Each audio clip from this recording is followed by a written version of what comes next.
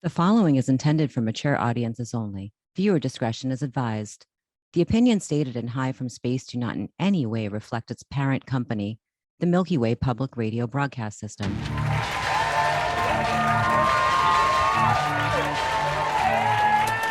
We do need to square something away, and that is the battleground. We all have a different interpretation in our head. Corey thought a white void. I thought a forest under a dome. And Jess, what did you think? A boxing ring. A boxing ring. A boxing ring seems unreasonable for an eagle. I agree. There's no winning in this. I don't know if you realize how hypothetical. I understand. That's my question. How do you tell? I'm going to win. Hypothetical. There is no winner. Yeah, there is no winner. Nobody the winner is all of us. How do we know who's right? There is no right. Do you think I spent all morning on. at work doing research on fucking eagles? If you wanted to know if we were right, you'd have to be big enough to have a bird expert on to have that person. And maybe Mushroom Guy is the closest we got. Let's discuss the parameters of the eagle fight. One question that came up is that, where is it?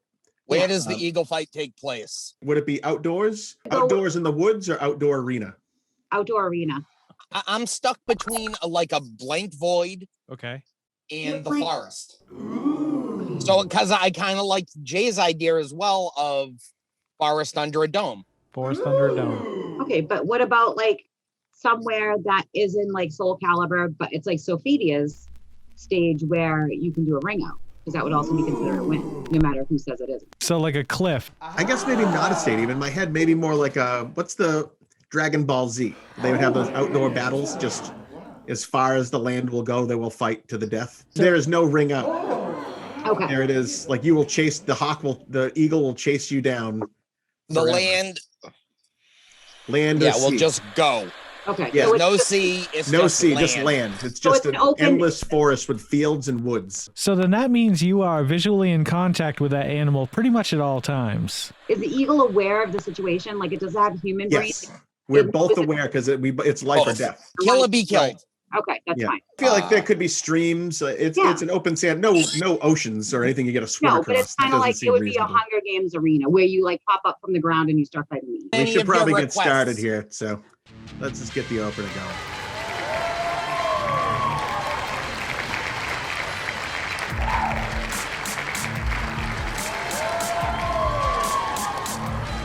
Hello, life forms. Welcome back to High from Space, the show where we learn something new about this planet Earth. I'm your host, F. Roy, with the Cause and Jay. Welcome, people of Earth. Hey, welcome. So everybody, how you guys doing? How was your week? On Sunday, I went to get some coffee. I came home. I went to walk up my front steps, and the bottom board, the screws had rusted off, and it kicked out, and I crashed through the railing. Did you drop your coffee? I did not drop the coffee that time. I was pretty fucked up. I was pretty hurt. My wrist is it was pretty bruised, my hip. So I was kind of fucked up. And then Monday morning, I got up to go to work. I had gone and got my coffee. I was aware of the bottom step. I was going to fix it after work. Went and got our coffees. I came home. I stepped on the bottom step and one of the stringers broke. And I went down, spiked my coffee into the ground, smashed my head on the ground. For the second time in under 24 hours, I shit whipped my body so bad, I was fucked up. Hello, Jess. How was your week? Same. Well, let me tell you about my week after all. What'd you have go on, Jay? I had a phenomenal week. Sure, this will be wonderful. I'm going to take this back. I'm going to start today, and we're going to move backwards. So this afternoon, what I've been doing... Here we go. Go ahead. Okay, well, what I wanted to... Go ahead. Why don't you tell me what you did this week? Come on, bring it. All right. Well, go ahead. Fire off. Let me hear it. It was this afternoon. I'm good. I'm ready to go. Up on the ship, we have this docking station where we like to park our ships, and the foliage is just absolutely growing over where I like to park. And the problem is that there were bees and there was pollen. This planet is good for a few things, and it's producing pollen and bees, and I don't like either of them. So that was my afternoon this afternoon. This morning, I did a DNA test. Wait a minute. Your afternoon was what? Because all you really said, you told me about your docking station, and you didn't really tell me what you did with it. I had to get out. You just went out and looked at it and said, oh, all right, maybe I'll have to get somebody to fix it. They're trying to charge me an arm and a leg, and I'm not willing to pay that because it's wood, and I can cut through wood with shears. But both set of shears. Can you though? So yeah, I got about 20% of it done, and I'm thinking hopefully by the end of summer I will have 100% of it done. I can't picture you with clippers and edge clippers in your hand. It's gonna take me wood 10 weeks. And coughing. It's gonna take me 10 weeks, 10 minutes at a time. Oh, hey, man, the slow one's gonna get there eventually, right? Yeah. By the time he gets to the end of it, it's gonna start regrowing at the beginning again. Oh God, I hope so. Slow and steady wins the race. Afroy, go ahead. I'm sorry. Go ahead. I saw an example of the human species that you are all familiar with. It's they kind of started dying out in the 70s. They wear those gray shirts. It's this like lady, a she was just given such a hassle to the people who work there about a steak and cheese sub that she got. But she seemed like the kind of lady that would have an engraved leather cigarette case. Whoa, that's being very specific. So she was there. She complained about a steak and cheese sub, that it was cold, and the place was very, very busy. And yelled at the employees and then asked them to reheat it. And the kid reheated it on the grill and she watched him. And then after they put it back in the bag and gave it to her, she complained that she saw the kid touch it with his hands, which he had gloves on, and she wanted a brand new one.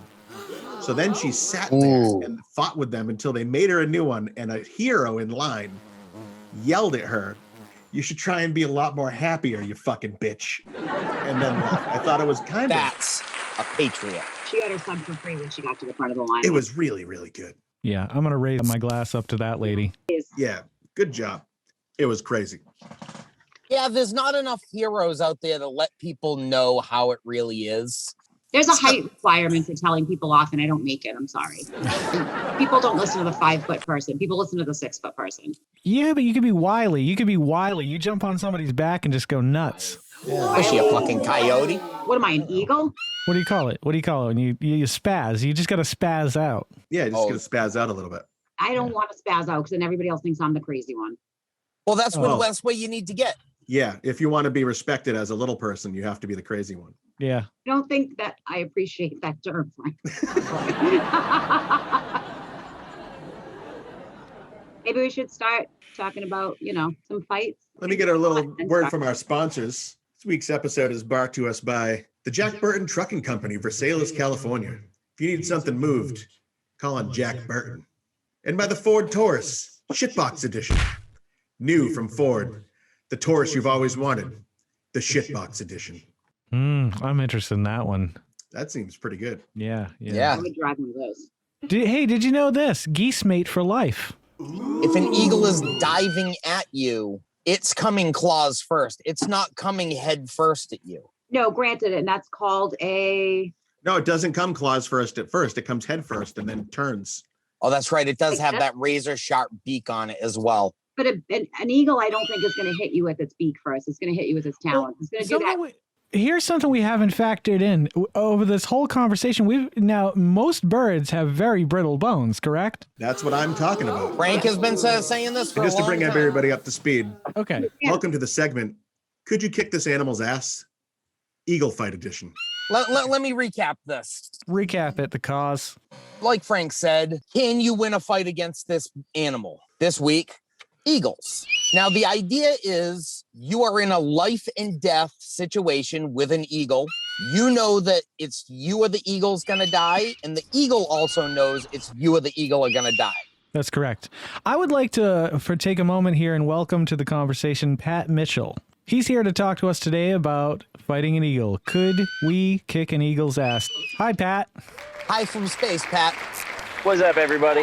Hey, Pat, how you doing? Nice to meet you. Good. Nice Good to meet everybody else. I'm coming in here completely blind. This is exciting. Very exciting for us as well. So as you heard, we were already starting to discuss one of our topics for today, and at some point we're going to talk about mushrooms. To start with, we're beginning our discussion about an eagle fight and whether or not a human could win in a fight with an eagle. The rules of the fight are that the eagle and you, for whatever reason, know that this is a fight to the death. Like, we're not worried about a backstory. Yeah. It is just, we're throwing down. Someone's going to So die. just one-on-one. It's not like us as a One-on-one. collective group. No Correct. weapons, because it Okay, feels well, like if once you they're get a hard- stick in the hand of a human, it's kind of almost game over. You can immediately imagine how you would win. Well, we all know the eagle's technique. It's going to try to circle above where we can't reach it, and it's going to come down hard and fast when we're not paying attention and try to do as much damage as humanly possible. Here is where I feel like we have an advantage. We know that this is happening. We are not unaware. This is a battle to the death. This is not hunting. No, granted, but I feel like Hmm. you're throwing aside some of the eagle's greatest like hunting features of why I think it would be able to beat the crap out of a human being. Like you're just thinking, oh, it's got beaks and claws. I can break its wings.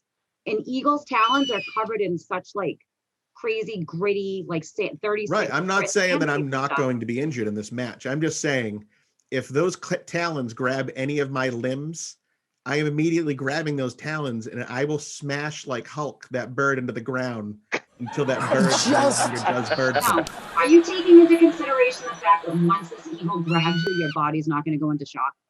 No, your body's going to go into fight or flight. So I feel like you're underestimating the Yeah, the you will to hulk live out. of a human Well- and the savage nature of humans when the rubber hits the road. One In the person. same way, though, I can also imagine that if humans can have that reaction, eagles can also have that reaction. Boom. I would agree.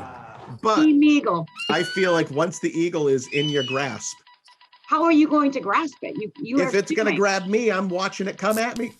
Just out of curiosity, can like, am I allowed to know what the others in this discussion believe? I mean, some people it's more or less obvious, but I am Team Eagle. Eagle. I've been Team Eagle for a long time. oh wow, Yeah, okay. I'm full on eagle. I weigh more than the eagle. I just don't know if I'm stronger than the eagle's grip strength. And But if it gets you in the right spot, you're Right. fucked. But just think of this. If you Wait. know you have to kill this eagle, you could like Goku run at this eagle. What? Your mass in general, that eagle is fucked. Same with me. You're thinking of this eagle's talons as like razor blades, and you're like, well, it'll just. No, I'm thinking of them as razor blades that are very strong. But also, it's not that. They hook. It's like a meat hook grabbing you. Good, It's like to good. embed I in will your take bone. that 45-pound bird and smash its fucking face into the ground. How fast is the dive of a bald eagle? It's probably like 100, or I'm going to say, well, let's price this right rules here. Okay. I'm going to say it's probably close to 100 miles. I'm going to say 55 If it's in miles an full hour. dive. I'm going to say 80. I'd say 80. I will 80? tell you that if it does dive on you, it goes at 50 miles an hour. So you can figure it out from there. Oh, everyone was over. Wah, wah. Wow. Okay, all right, yeah. We all whammied out. It can hit you at 50 miles an hour with a 20 to 30 pound hit if it's going for your chest with its claws. The physics on that is going to make it hurt less. If it No knocks you way. down, if it knocks you down and goes for your spine, you're done. Okay, so a bald eagle at max weighs 14 pounds. But not Okay. but the weight Yeah. has nothing to do with it. It's still the Not a chance. Not a chance. I It's got that. force. Well, the weight has everything to do with it. Its overall mass is going to make a difference on how the energy transfers you. It's just, that's how physics works. A 97-mile-an-hour fastball is going to cause more damage than a 14-pound bird going 50 miles an hour. I still- Yeah, but a fastball doesn't have 8 razor blades attached to it. That's true. True. That's Way to why go, you have Pat. to. Are we doing the eagle fight in like our shapes we are now? Yeah. Yeah, Yeah, I'm Yeah, counting on no, it. Those none talons of ain't us going are to do getting anything in on this peak belt. physical condition. Whoa. Hold on a second, brother. What were you saying about peak Oh, God physical damn it, condition? Jay. God. Oh, Now, Okay. Jesus Jay brings Christ. up a good point though, because if the eagle is blinded by those arms, he has a good chance. But I would still recommend you put your coat back on. All right. Okay. Sorry. To answer Pat's question, Yes. did we answer the question of where wait. sides are on? Jay and I think we would beat the eagle. Corey and Jess feel that the eagle would win. So I'm 14 the pound. tiebreaker. You are the tiebreaker. Pretty much. There's no pressure whatsoever. What would your strategy be under the circumstances? So first of all, I would first want to know if there's any like uneven terrain or cliffs involved. If there are, I would 100% give it to the eagle because I've seen way too many videos of them snatching prey that's way larger than themselves and just toppling them just enough to fall off of something and you Right, know, like, the cliff it- does all the work. Definitely, makes sense. I would. The bird would have the advantage if there were cliffs. We determined that there is no ring out. So there is no ring out. Yeah, I guess There's they no could be cliff, so cliffs. and a cliff would be a ring out. Yeah. Okay. The other consideration would be that you know, with those talons, I've also seen them, you know, because I did a fair bit of homework on the YouTube University, and they definitely seem to go for specific places on the body. Faces and eyes and necks seem to be a popular target. If that thing got at my eyes, Yeah. I don't know how much use trying to wring its neck or grab it would be, because then it has a lot more advantage. I would just protect my face more than anything. I mean, Yep. that's what I'd be most worried about. And if you're protecting your face, you can't be grabbing bird wings.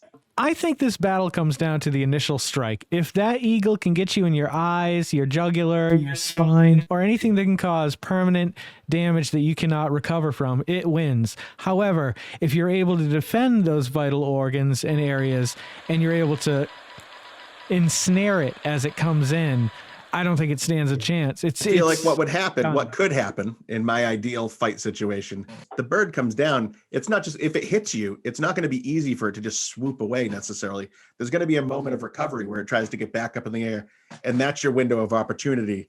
Yes. You're going to be all but- fucked up. Like, it's going to scratch. Your arms are going to be fucked up. Bleeding. See, meaty. even how you say if you're defending your face, if you Yeah. are full coverage, Yeah. even if it's got even if it has to recover from that initial Right. strike, So you've also got to come down into an offensive Right. posture as well. This is your bald bull moment. Like, when he comes down, you got to time it out right, where there's going to only be a brief moment. I just keep thinking in my head, what would happen if an eagle just came and grabbed Pat right now? There's so much forest behind you. I'm just waiting for an eagle to show up and join the discussion. So you're You know, telling there me, are if you watched eagles a around movie, here. I've seen them. One of my mushroom spots. There's I saw an I saw eagle a nest bald right above eagle it. yesterday in my backyard, Nice. flying from ravens. Did you Or from grab crows. it? Yeah. Crows, not ravens. Did you say, yeah, you better run? No, I laughed though. I was like, see that shit? That fucking stupid bird's afraid of those two little blackbirds. I don't think I could take a pigeon. I don't know. What I mean. So, well, I could take a pigeon. oh, I a don't think pigeon? I could. I think for sure you could take a pigeon. I will let you know by next week. Okay. We should figure out where are we with this eagle fight? Are we still holding our positions? We haven't even gotten into half the stuff I wrote down. I think I'm on Team Eagle. Whoa. Ooh. Team Eagle. Oh, damn. I don't know if think I'm that's Team Eagle Eagle. noise. What was it that swayed your decision? My one question is there a time limit? No, No. no. Yeah. Ooh. It's till the death, But I kept circling back, like an eagle. and just like an eagle. And the advantage that an eagle has is, you know, I can only go so far and sustain life in my general area, but an eagle could take pot shots at me for a long period of time. It could open up wounds. It could play the long game. Yeah. And if there's no rules about time limit, as long as the eagle doesn't let me get a hold of it, which I hate to say it, but I'm pretty sure I could take it out if I could actually grab it. Yeah. But I'm Yeah. not so sure if it did not want to be grabbed, if it came down hard and fast and then left, I would be left spreaded open. Mhm. Of course, I'd try and run away and take care of my wounds. But if there was an eagle just sitting at a tree waiting for me Yeah. and just taking pot shots, you know, some animals hunt that way. Komodo dragons do it like that. Mhm. Yep. The second you turn your back to run away, it's hitting you in the back too. Right. Yeah. I mean, if an eagle could figure it out to do that, I don't know that, I don't know what I would do to defend myself other than, you know, try and evade it, but it's Yeah. definitely got the advantage. So to wrap things up about the could you kick an eagle's ass, we're basically leaning in favor of the eagle. If you're gonna go numerically, yes. Numerically. Yeah, no, I think it's 3-2. Yeah. Yeah. Yeah. Yeah, so Yeah. Hey, you know, people are wrong sometimes. People Yeah. are right about things. we can always come back and revisit this. Well, I think Yeah, are you a doctor of mushrooms, or what level mushroom guy are you? Amateur mycologist, amateur mushroom enthusiast, mushroom nerd. How'd that start? Yeah. How do you get into mushrooms? Well, I've always loved nature, and I've always loved being outside. And somebody took me out on a mushroom hunt one time, looking for morels, which I had no idea what they were. And just something clicked with me. The idea that you could know where to be, when to be, and know what you're looking for can produce food from the wilderness was pretty cool. Correct me if I am wrong, but the largest being on Earth is a mushroom, is it not? A honey mushroom. The honey mushroom. But yeah, honey mushroom. Fair enough. Massive organism. Just a big mass of mycelium. Do you ever see any like in the woods and stuff? Like, do you ever see any mythical creatures, Bigfoots, elves, Smurfs? Well, my dog is a mythical creature, and she's usually with me, so I see her often. She sure is. The mushrooms themselves, I'm trying to remember which folklore is somewhere in Europe, maybe Swedish or Norwegian folklore. The mushrooms are actually like the food for the mythical creatures, and they were kind of left alone to, not mess with the diet of the trolls and the little forest creatures. They build paths around them after instead of through them, so they don't like get bad luck from ruining like their habitat. Right. Yeah, there's really cool folklore around mushrooms in Europe, because they've been paying attention to it longer than we have. One of my favorite things that somebody told me though about morels specifically, but you can apply it to any mushroom that's hard to find. But you'll have this moment when you're looking for morels, which are highly camouflage, where you're looking at the same patch of ground for 30 seconds, 5 minutes, it doesn't matter how long. And then all of a sudden you'll notice that first mushroom, and you'll be like, oh, cool, a morel. And then in that instant, there'll be like 15 right where you've been looking the whole time. Yeah. So somebody said that the myth behind that is that the mushrooms choose when to be, when they're revealed. And if you spot the first one, then they're all like, okay, gig's up, you can see us now. But it really does feel like that, honestly. Like a magic eye mushroom. Yeah. It works like kind of the way like a TV works, where like only like in some TVs, only like one pixel at a time is lit. Are you saying it's kind of like seeing the mushrooms through the trees? Yeah, I guess. Are there mushroom conventions where it's like it gets crazy? Oh yeah. There's I've been to some. I've been to the first one I went to was in Virginia, and that one is more of like a scientific. They talk about they bring in professionals from different fields of research. All within mycology, and that's a NAMA conference, so the North American Mycological Association. Mycology being the study of fungi. And then They would buy there's Telluride Mushroom Festival in Colorado, and as you can imagine, that festival draws maybe a little different crowd than just like a fun crowd. Yeah. So I like going to all of them. Get some diversity, see all sides of the spectrum. I was watching a video yesterday. I wish I could remember the guy's name or any of the names of anything, but he was growing some mushrooms that I think he said were $600 a pound. They use them. They were like orange, little windy kind of. Oh yeah. Cordyceps. Yeah, that's exactly what it is. And it was just some dude who his story kind of makes me think of you, where you just like, I just get into mushrooms. I saw him in the woods and was like, wow, you can just grow food. And I totally agree. It's an interesting way of looking at it. That's why I'm very lazy. So I just live in the spaceship instead. But I'm always jealous of people who farm and grow things like that. Does it smell? If the mushrooms go bad, it smells. But ideally, you're not letting them go bad. You're selling them or eating them.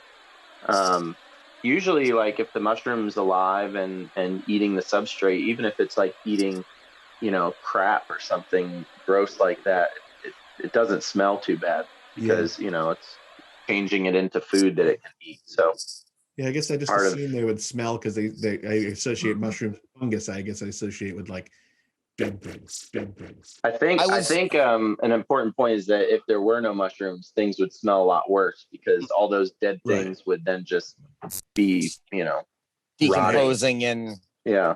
They wouldn't decompose in the same way, right? They would just be there. The fungus would eat them. oh yeah. Yeah. Yeah. Yeah. So how crazy are the after parties at these mushroom conventions? I imagine raves, like lots of like probably the craziest thing that I witnessed at the Telluride Mushroom Festival is there's a mushroom parade.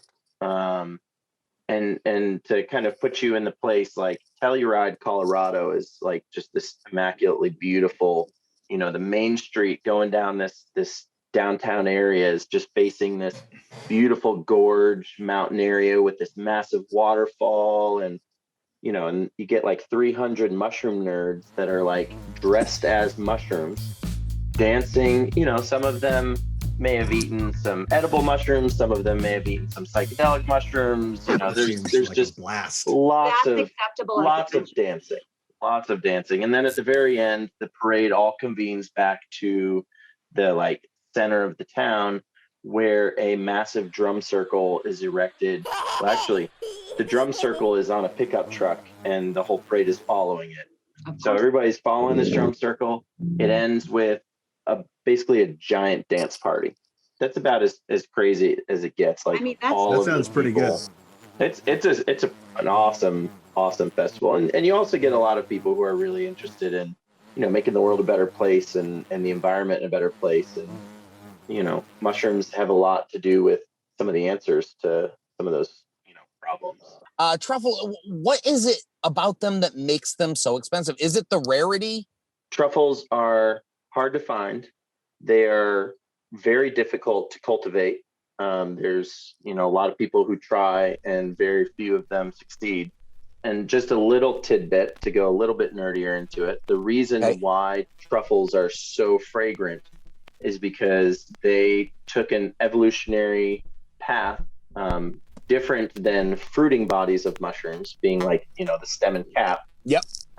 They took a path where, for example, mushrooms with a stem and a cap typically are trying to release spores into the wind, and the wind is going to make more mushrooms somewhere. Truffles are a little bit more intentional about this. They will produce a fragrance or an odor that attracts a very specific animal that will consume them and take them to the exact fruiting location that they want to be in and put them out. So basically the truffle is something that lives underground and it produces, for example, the deer truffle produces smells that mimic deer pheromones. So deer dig them up because they can smell them, eat them, and just so happen to also like acorns. And so they're putting these truffle spores around oak trees where the truffle likes to live. But if you don't like it, that's not your jam. Some people really like it. Oh yeah. In general, I don't like mushrooms across the board. For I me, can change your mind, I bet. Yep. See, my biggest problem is it's a texture thing. To comment real quick on the texture thing, the only thing I have to say about that is most people have not tried a large variety of mushrooms. The variety of textures and flavors is much like fruit. It'd be like if the only fruit you've ever had was bananas and strawberries and you didn't like those, and you said it was just texture, or you said it was flavor. It's like, well, there's a lot more. And there's some mushrooms that I could cook and give to you and you would swear up and down it's chicken. Like you would 100% pick it apart, 100% think it was chicken. Kat, do you have a favorite mushroom? Do I have a favorite mushroom? Probably black trumpets. I really like black trumpets. The taste is really strong, so they're called like poor man's truffle. They're extremely hard to find, so I usually don't have any competition with other people looking for them. Most people don't know about them, and when you do find them, now, good luck. Yeah, it took me years to find them.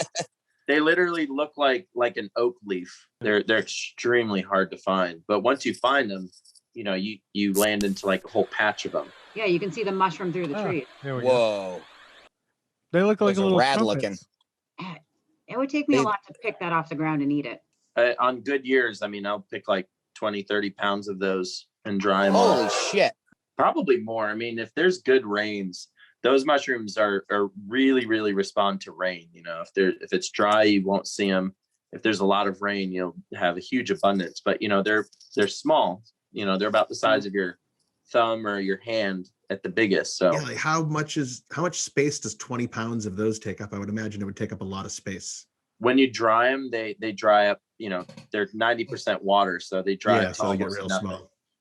Yeah, but I mean, I've brought home like How much do those grocery sell by the bags. pound? That's a good question. They're I didn't know Probably mushrooms close. cost so much, and like until I watched that video last night where the guy was talking about $600 a pound. Is there a mushroom market that kind of like ebbs and flows? not around where we're at. If you're around a big city, then you can have a lot of luck selling to restaurants and farmers markets. Mhm. People will buy them at farmers markets, but you got to kind of teach them what they are and how to eat them, because wild foraged foods is only just now becoming popular. Yeah. A lot of people were fearful of it for a long time. Yeah. What's the most like dangerous mushroom? I know we have like 2 in Virginia that are dangerous, right? Really dangerous? Yeah. Yeah, so there's one called the Destroying Angel, and there's one called the Death Cow. Whoa. Those are both the most metal names. I was just thinking that. Yeah. Oh yeah. Anything. I feel like I've played with both of those things. I think you have. Yeah, they'll fuck you up. You don't want to mess with those. If You know, Frank there's had a death fight with it, would the mushroom win or would Frank win in the death fight? The mushroom's gonna win. yeah, I mean, if he eats them, he's screwed unless Yeah. he gets a new liver effective immediately. Yeah, you don't want to mess with those. A lot of people won't eat any of the mushrooms in that genus just because of how notorious those mushrooms are. But there's a lot of edible Amanita mushrooms. I think Amanita phalloides and Amanita. I'm gonna need to check my sources. Always check your sources. So if you could share one thing with the uneducated mushroom world that you would like them to know, some maybe misconception or something that would clear things up, what would it be? Yeah, I mean, I would take it to a sappy, nature level, and just, when you look out at a forest and you see trees, one of the roles that mushrooms have is to connect all the plants together, and they form a network that shares resources and data. So everything you see in the forest is connected, and the mushrooms are, that's what's doing it. It's like everything is a landline, and the mushroom is the operator. Or the internet, because Or the internet. Yeah, I feel like that's a nice way to think about mushrooms. I never thought about mushrooms like that before. Yeah. The I whole was forest is not. connected through mushrooms. It's a beautiful thing. We went into it just thinking of it as a pizza topping. We'll end it on that. I appreciate you coming, Pat. Pat, it was Sure. really great. It was awesome meeting you. All right, everybody. Bye from space. Bye from space. Bye from space. Hi from Space is a production of the Milky Way Public Radio Broadcast Systems. This week's episode was brought to you by the Ford Taurus Shipbox Edition and the Jack Burton Trucking Company. With the exception of 3 radioactive hamsters, no animals were harmed during the filming of this podcast. Are there mushrooms in space? Some people think that mushrooms came from space.